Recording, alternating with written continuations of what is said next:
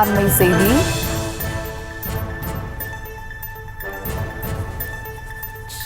சென்னை உயர்நீதிமன்றம் தமிழக அரசுக்கு ஒரு தகவலை பகிர்ந்திருக்கிறது.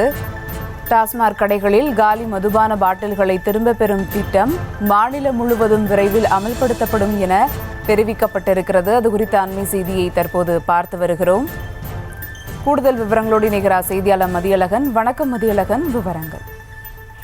மலைவாசல் தலங்களில் மது பாட்டில்களை வீசி செல்வதால் விலங்கினங்கள் பாதிக்கப்படுவது தொடர்பான வழக்கை விசாரித்த நீதிபதிகள் என் சதீஷ்குமார், டி பரத சக்கரவர்த்தி அமர்வு டாஸ்மாக் கடைகளில் விற்கப்படும் மதுபான பாட்டிலுக்கு 10 ரூபாய் அதிகமாக விற்கவும், திருப்பி தரப்படும் காலி பாட்டிலுக்கு 10 ரூபாயை திருப்பி கொடுக்கவும் வகை செய்யும் காலி பாட்டில்களை திரும்ப பெறும் திட்டம் மலைப்பகுதிகளில் அமல்படுத்த உத்தரவிட்டது. பின்னர் இந்த திட்டம் பல்வேறு மாவட்டங்களுக்கும் விரிவுபடுத்தப்பட்டது. இந்நிலையில் இந்த வழக்குகள் மீண்டும் சிறப்பு அமர்வில் விசாரணைக்கு வந்தது. அப்பொழுது தமிழகம் முழுவதும் 16 மாவட்டங்களில் காலி மதுபான பாட்டில்களை திரும்ப பெறும் திட்டம் அமல்படுத்தப்பட்டு வருவதாகவும், இதன் மூலம் அரசுக்கு 45 கோடி ரூபாய் வருமானம் கிடைத்துள்ளதாகவும், அதில் 15 கோடி ரூபாயை வங்கிகளில் முதலீடு செய்துள்ளதாகவும் அரசு சார்பில் விளக்கம் அளிக்கப்பட்டது.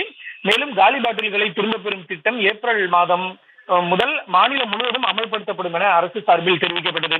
காலி பாட்டில்களை திரும்ப பெறும் திட்டம் காரணமாக டாஸ்மாக் பணியாளர்களுக்கு ஏற்பட்டுள்ள பணிச்சுமை குறித்து டாஸ்மாக் நிர்வாகம் ஆய்வு செய்து அறிக்கை அளிக்க உத்தரவிட்ட நீதிபதிகள் வழக்கினுடைய விசாரணையை பிப்ரவரி 4ஆம் தேதிக்கு ஒத்திவைத்தனர்.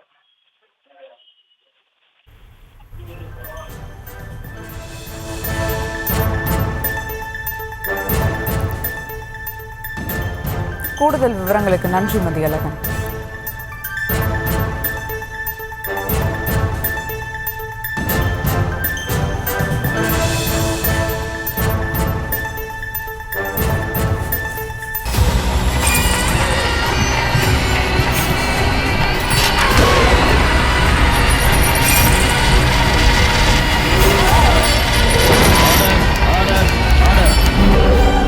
குற்றங்களின் மறுபரிமாணம் நிகழ்தகவு நமது நியூஸ் தமிழ் தொலைக்காட்சியில் விரைவில்.